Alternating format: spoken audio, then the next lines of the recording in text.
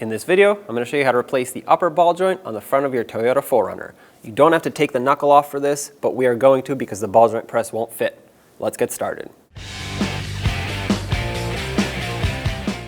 Use a 21mm socket, remove all 6 of your lug nuts, and then take the wheel off.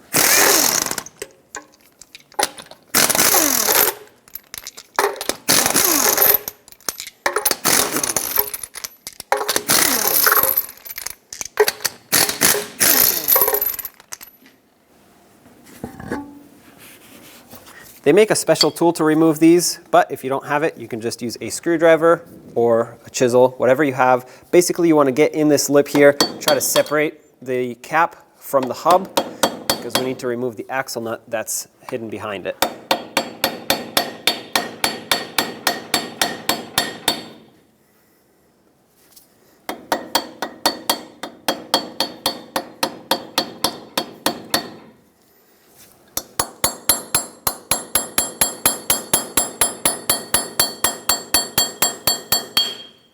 There it is, that just popped off.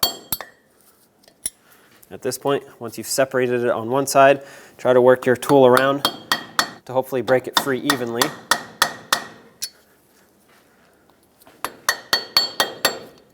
And once you have enough of it broken free, you can start prying it gently.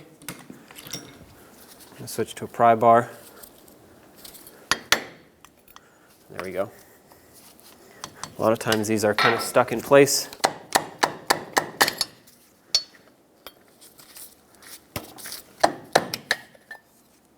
Take that off.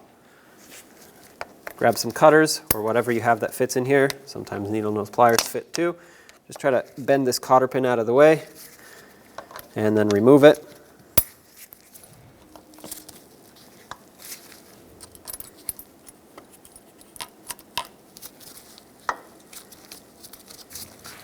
I'm just going to cut it. We're going to use a new one anyway. Always use a new cotter pin. Take that out. Take this locking cap off and then get a 36mm socket and remove the axle nut. Shouldn't be too tight. Take this off. And now you want to make sure that the axle pushes through just like that. If it's seized, you can either take a rubber mallet or a punch and a hammer, punch it right in the center here and break it free, because you're going to want this to be broken free off of the splines of the hub. Next, we have to take the bolt out that holds the brake hose in line to the knuckle, because this is the only place where we can get some movement in the brake system here. So for me, it's going to be a 13 socket with a 13 wrench, but that's because this is just a random bolt that someone has put in here. For you, if it's still the original bolt, it's probably going to be a 12mm. Take the nut off from the other side, set it aside, push the bolt out. This is free now. If you look right here, you'll see that the ABS wire is also clipped in. So with a pair of pliers, pinch this clip. That should allow it to free up. There we go. Pull it out, set this aside, because the line will go with the caliper once we unbolt it. I have a bungee cord ready so that I can attach the caliper safely once we unbolt it. You don't want to just let it hang by the brake line or the brake hose. 17mm socket, take off both of these bolts that hold the caliper onto the knuckle. Leave this one in a couple threads while you take off the top one so it can hold it for you. Take this one off completely, set it aside, take the bottom one off. Slide the caliper off, make sure the rotor doesn't fall, and then we'll hang it to the side over here with our bungee cord. Now take the rotor off. Ours is new, so it's not stuck on here. A lot of times these will get stuck, but of course, when you reuse the rotor, you don't want to hammer on the surface. So to break it free, if yours is stuck, just hammer in between the studs, but make sure you don't hit the studs. Next, we have to remove the ABS sensor from the knuckle. Ours might not come out. I'm going to give it a try, but if it doesn't, I'm going to have to unplug it from the other end. However, if it does come out, it'll be easier to take this out of here. 10mm socket, remove this bolt. Try to be gentle with it. If it's stuck, try to work it back and forth and spray some rust penetrant, because if this breaks in the knuckle, you're going to have to drill it out. Once you take this out, this is where we're going to have the fight. Try not to crush this ABS sensor, but take some pliers and gently work it back and forth. If it does break free, I'm going to try and spray some penetrant in here to help it out.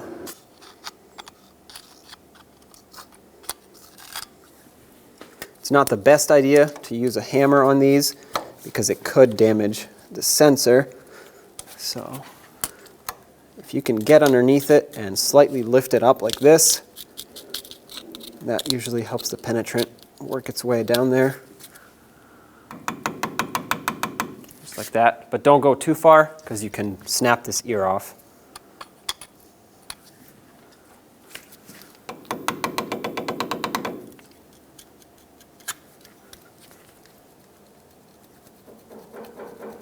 Okay, there we go. That's progress. Now take a pry bar underneath it and try to pry it up as you wiggle it back and forth. Don't pry too much because it will break.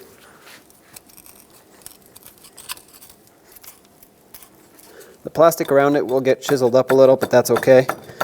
It's just the housing of the sensor, not the sensor itself. And there we go. The sensor itself is inside. It's safe. Obviously, we're going to clean this up before installation, as well as the mounting hole. But the sensor is off. Let's set it aside. If you follow the ABS wire up, you'll see that it clamps into this bracket. You can either unbolt it from up here, spread these two halves apart, and then take the whole bracket aside, or just unbend this like that, not too much, and pop it out. Leave this bracket attached. A lot of times the bracket actually breaks up here, so I feel like this would be more efficient and less likely to break. Hang the sensor out of the way safely. Let's get the tie rod off. To do that, take the cotter pin off. That locks the castle nut in.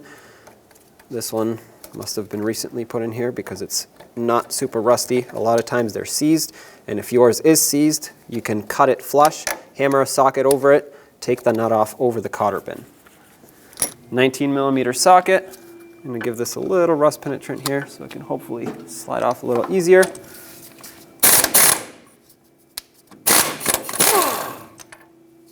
Okay, put the nut on a couple threads, take a hammer, hit the knuckle right here. That should break the tie rod free.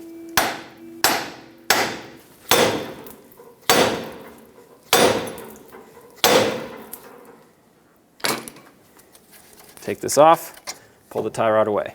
Let's take the upper ball joint off of the control arm, remove the cotter pin. This one's old and rusty, so we most likely will have to break it off of here because it's going to be stuck inside of the stud. Give it a couple taps, maybe it'll break free. Most likely I'm going to have to cut it.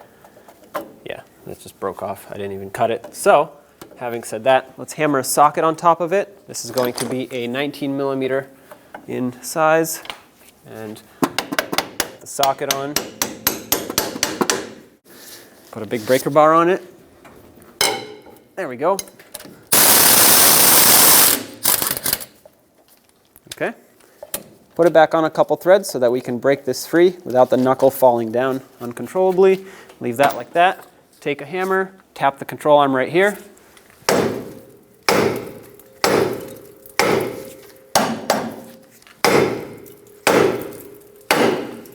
There you go.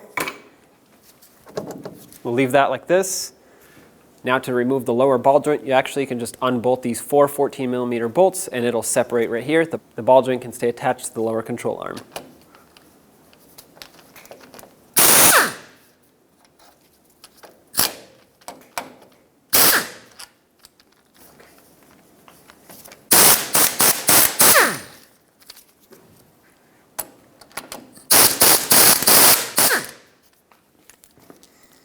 Now you can take a pry bar, and there you go, pop it free. Lift the knuckle up, take off the upper ball joint nut. Once this is off, push the axle through, and take the knuckle off. At this point, we need to take the boot off to remove the snap ring that's holding this ball joint locked in. Usually this is just a circular clip that you can pry off. However, whether this is original or someone's been in here, this is just a piece of wire that's twisted. Remove whatever you have that's holding this ball joint boot on. I'm just going to cut this off, get it out of here. Now we can pry the boot up and off, wipe off any of this grease that's here. You have a snap ring right here. I'm going to use a pry bar and just gently tap it because it's pretty rusty. I want to break it free. I also sprayed some rust penetrant. It looks like it is breaking free, so that's a good sign. Try break free the other side. You probably can't see this one, but okay, there we go. I'm just going to spin it around. Rust penetrant is going to work its way in there.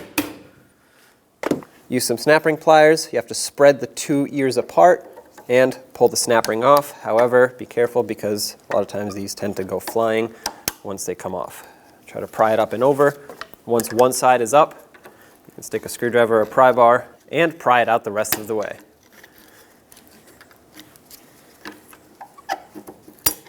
There it goes. So I have my ball joint press set up. I have the receiving cup on the bottom. The ball joint gets pressed down. And at the top, you can either cut the ball joint stud flush with the base of it, or you can use these two adapters from the ball joint press. I know this one's floating around, but as I press, it'll get squished down. And these two will go over the stud and press the whole thing out. If you cut it, you don't have to use these. You can just use the ball joint press directly on the ball joint itself. But I'm going to do it this way.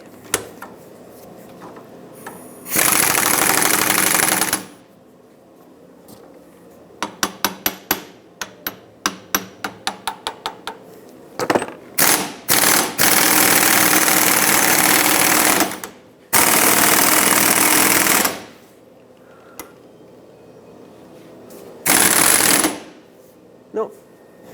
So what you just saw happen is basically the ball joint pressed the stud out the bottom, broke the ball joint, and here you can see the cap on the outer side, the sleeve in the middle, and the outer sleeve is still stuck in the knuckle. Sometimes that happens when they're very rusty.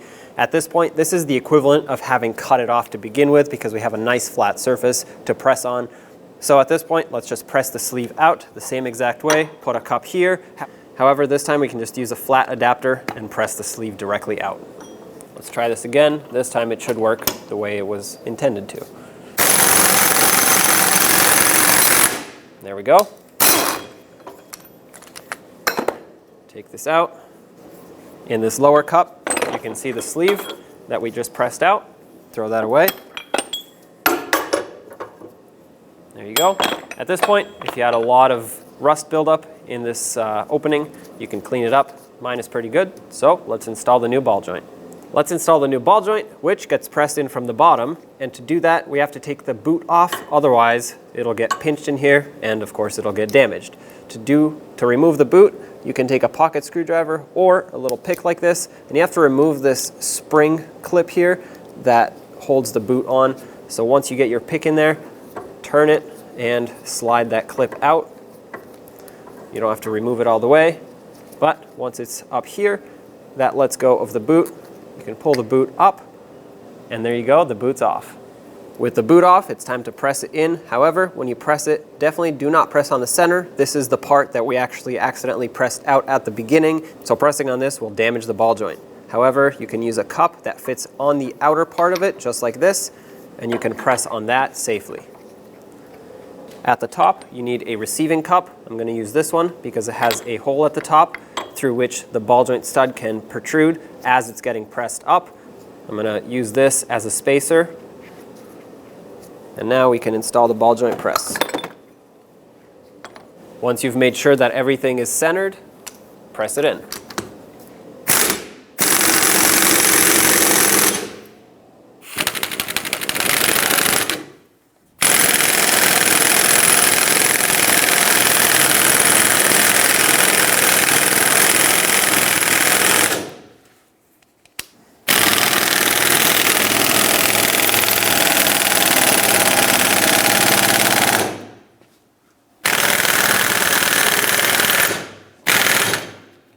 Okay, that's finally seated all the way in. I'll show you in a second what to look for, but ball joint is installed. Once you think you have it pressed in all the way, always double check it to make sure that you have the same amount of, well, you shouldn't have any gap around it, but you pressed it in evenly, basically is what I'm trying to say. And you want to make sure that this gap here for the snap ring is even all the way around. Because if it went in crooked all the way, your ball joint press might have bottomed out, but you could have a gap here or here, but not on the other side. Having said that, ours is perfect, so I'm going to install the snap ring. This is a new snap ring. It's recommended that you do not reuse your old one. Seat it in all the way, and to make sure that it's actually seated, just going to take a pry bar and give it a couple taps.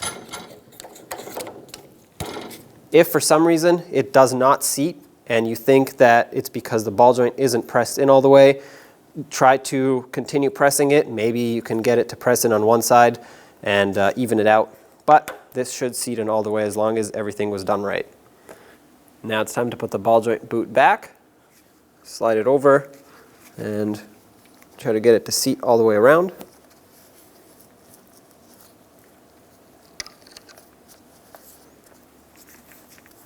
Just like that. Now with the same pick that you used to remove this, there we go, just go around and try to seat it back in place.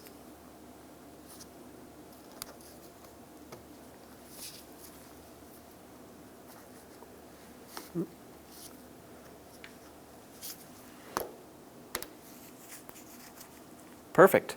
Now we can put this in the vehicle. Let's put this sleeve back on here. Clamp it. Start the bolt in.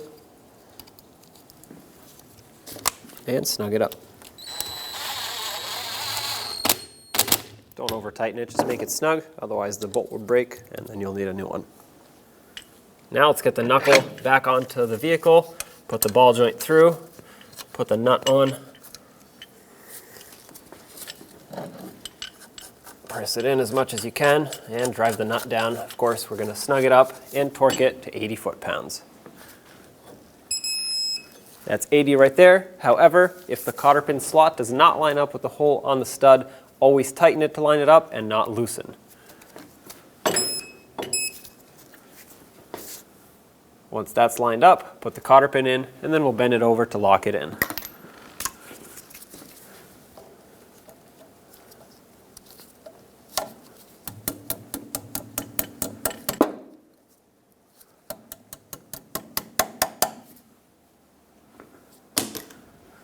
I like to add anti-seize to the splines of the axle before it goes into the bearing, or the hub, I should say.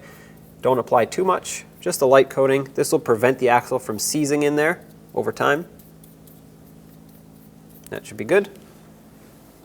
Now, take the axle, pull the knuckle away, slide it into the knuckle. If it doesn't want to quite seat, just move it around and turn it so that the splines line up, and make sure it goes in all the way. You should see most of the threads sticking out through the front. And now, let's get the knuckle on the lower ball joint. Now, you want to just pull down on the knuckle, try to line up the ball joint the best you can. I'm going to slide this bolt through, try to get it started. Just make sure it doesn't cross thread, of course. Okay, that one started, just 1 or 2 threads, but that's enough to hold it here. Now let's start a second one. We'll do this other front one.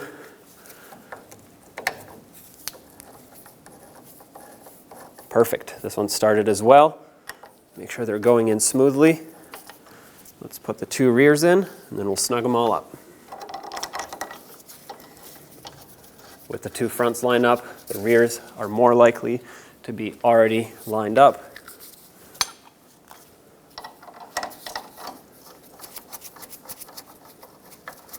And now, when I tighten them up, I'm going to go in a cross pattern. That way the knuckle and the ball joint can seat perfectly together.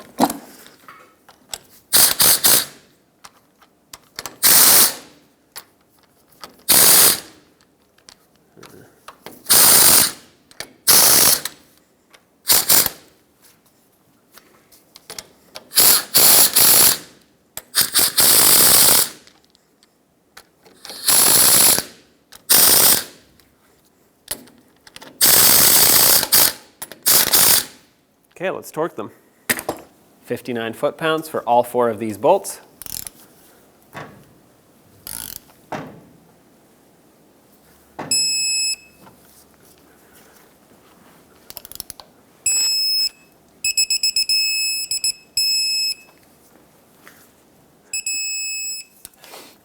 Let's put the tie rod back in.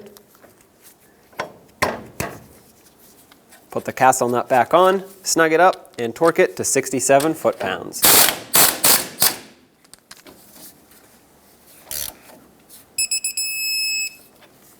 Make sure the cotter pin slot lines up. If it doesn't, continue tightening and not loosening to get it to line up.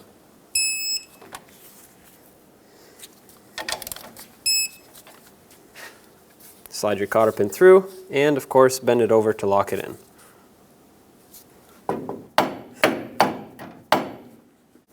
Let's get the ABS sensor in. I like to put a little bit of silicone paste right where the O-ring goes. This will not only help it seal up, but it'll allow it to slide in a lot easier. If the mounting hole is severely corroded and has a lot of rust buildup, clean it up, maybe with some sandpaper or anything that you have. Scrape it off. As you can see, this goes in nice and smooth. That's how it should be. Start the bolt in, snug it up. Don't tighten it too much, you don't want to break it. Let's put the ABS wire back in here and squeeze this back down. Put the axle nut on, snug it up, and torque it to 174 foot-pounds. There we go, that's bottomed out. I have a pry bar going across the lug studs. Make sure it's flat, that way it doesn't damage the threads, and it's holding the hub in place. Again, 174 foot-pounds. Perfect, right there. Take this out. Now, put this little cap back on. Make sure it lines up with the two holes for the cotter pin. If it doesn't, you can just spin it around to different slots until it does. Use a new cotter pin, slide it through, and then we'll bend it over to lock it in.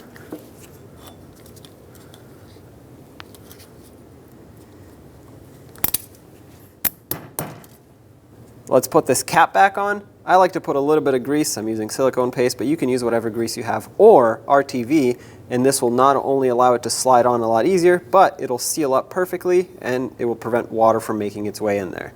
Slide it on, try to get it as even as possible, and then take a rubber mallet, not a steel hammer, because it'll damage this surface, and tap it in until it bottoms out.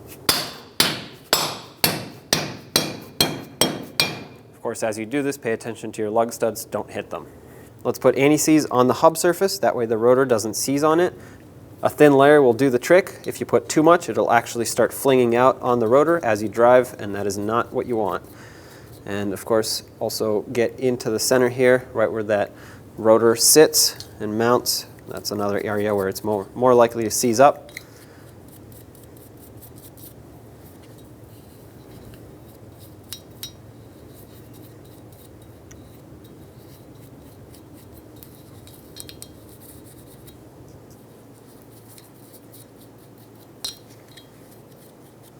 Perfect.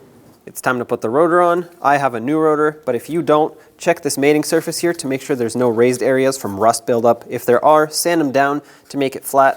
If you put an uneven surface on here, you'll have braking issues in the future. Slide this on, and I'm going to put a lug nut on so it can hold the rotor on for me, otherwise it's going to want to keep falling off. Just thread it on by hand, bottom it out. Let's get the brake caliper back on. Make sure the pads are pushed out as much as they can be so they're out of the way of the rotor. Slide it on, line up the two bolt holes, and start the two bolts in. Bottom these out and then torque them.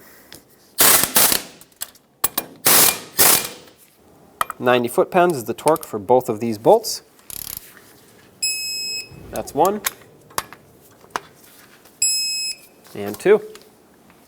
Let's reconnect the ABS wire to this bracket, and now resecure the bracket to the knuckle. Put this bolt in. I have a nut that goes on the other side. I'm going to hold the nut with a 13 and tighten the bolt. Again, for you, it's probably not going to be a 13 millimeter.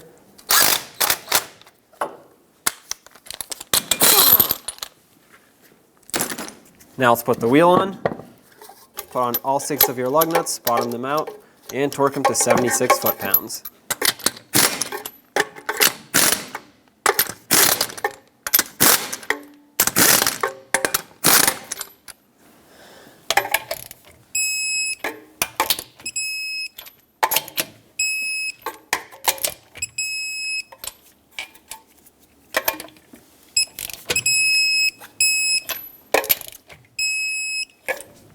After finishing this repair, it's important to have an alignment done on your vehicle. When only the best will do, demand TRQ. The only company that lets you view before you do. TRQ is committed to offering the highest quality aftermarket auto parts that are engineered for peace of mind. Thanks for using and viewing with TRQ.